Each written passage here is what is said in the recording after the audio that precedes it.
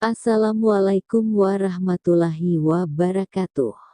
Saudara-saudariku yang mulia, terima kasih telah menonton. Jangan lupa like, share, komen, dan subscribe agar kami bisa terus berkembang untuk menyajikan kisah-kisah salaf yang syarat akan makna dan hikmah.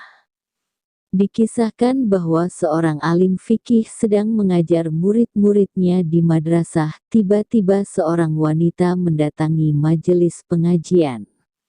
Si wanita mencurahkan maksud isi hatinya pada orang alim fikih.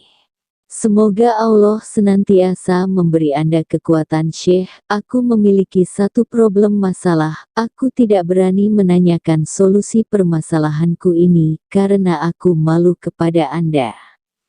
Karena saking begitu besarnya dosa wanita yang malang ini. Dengan tenang Syekh berkata, silahkan bertanya, jangan malu-malu akan suatu ilmu pengetahuan. Merasa lega, si wanita mulai bercerita. Wahai Syekh, pada suatu malam aku terlelap tidur nyenyak. Ayahku pulang ke rumah dalam keadaan mabuk, lantas ia mensetubuhiku. Selang beberapa waktu kemudian aku hamil dan melahirkan seorang anak. Atas peristiwa ini orang-orang pada terkejut ngeri.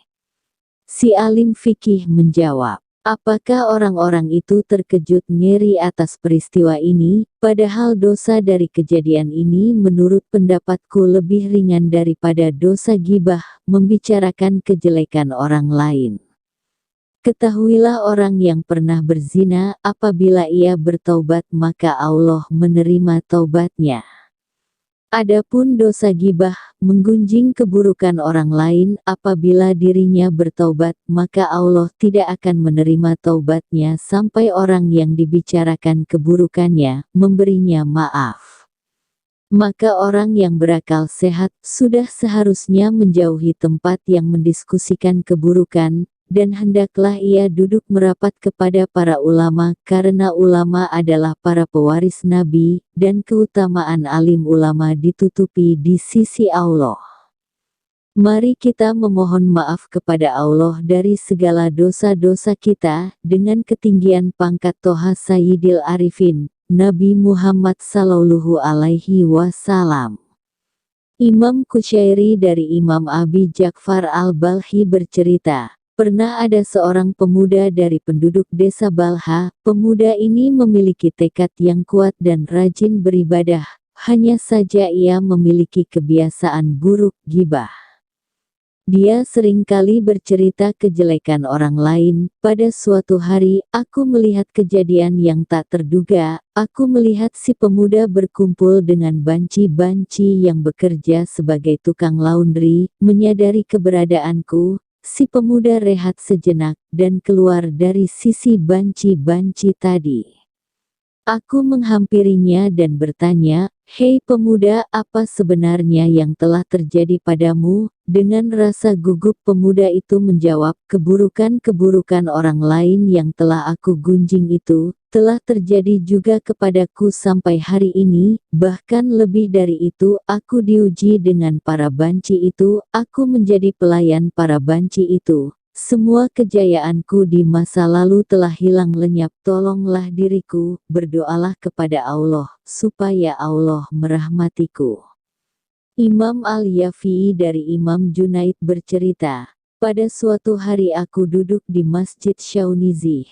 Aku menunggu jenazah, aku hendak melakukan salat jenazah. Pada saat itu aku melihat orang fakir miskin, dia berpakaian seakan dirinya hendak beribadah, dia sedang mengemis di pinggir jalan.